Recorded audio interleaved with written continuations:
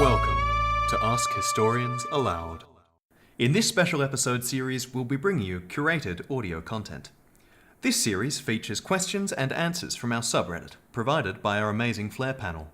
This is a way of casting light on the great questions and answers that are happening every day at Ask Historians.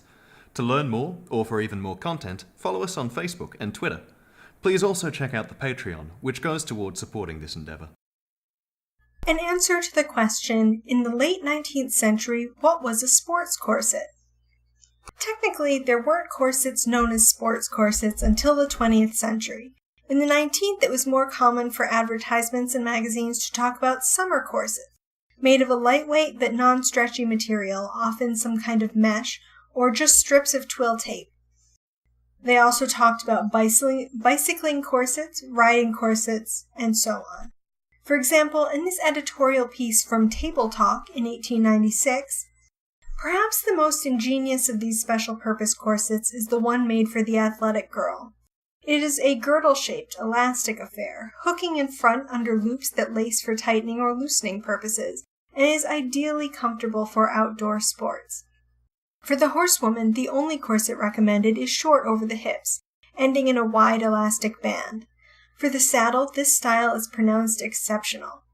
The bicycle corset is ventilated, made of lightweight coutil with side steels and elastic bands, and the corset for the décolleté bodice is short and low-rounded over the bust. They used some elastication in corsets at the time as needed for the specific activity, but the actual term sports corset or athletic corset, implying that it's made to be appropriate for all sports use and all types of bending and movement, didn't really come about until around 1900.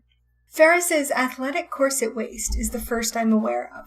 Ferris had already been making a very plain corset waist for women and children, a corset waist being a kind of softer replacement for a corset, generally buttoning up the front with buttons on the waist and hips for attaching petticoats, so it's not too surprising that they'd be the first to get into the game of producing a general-purpose athletic corset waist as well. The main change from Ferris's usual corset waist was elastic, or lacing all the way down the sides. Accommodating deeper breaths and more extreme movement, and washability were the primary factors in making an athletic corset waist. While there are a few exceptions, in the 19-teens and early 20s the corset waist concept was discarded, and the sports corset, or also called a dancing corset, became more corset-like again, with a slightly shorter bust, elastic panels over the thighs and at the sides, and/or elastic panels at the top and front to stretch when the wearer bent.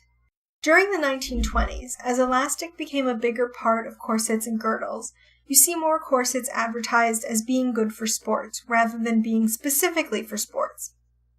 Now, to get back to your questions, the sports corset wasn't just ventilated. That was a more common feature of the summer corset in general, which would be more popular where it was warmer, but usually had a certain amount of elastic for stretching. As to how common they were, outside of the athletic corset waist era, they can be hard to spot.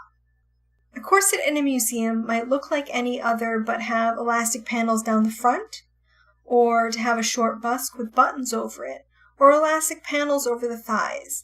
Because elastication was becoming more and more commonly a part of corsetry, these could have been intended specifically for sports, or could have just been corsets that you could dance and ride in. Then there's also the fact that the sports the corsets were advertised for were generally associated with affluence and leisure. Horseback riding, tennis, golf. These were just not on the table for the majority of women.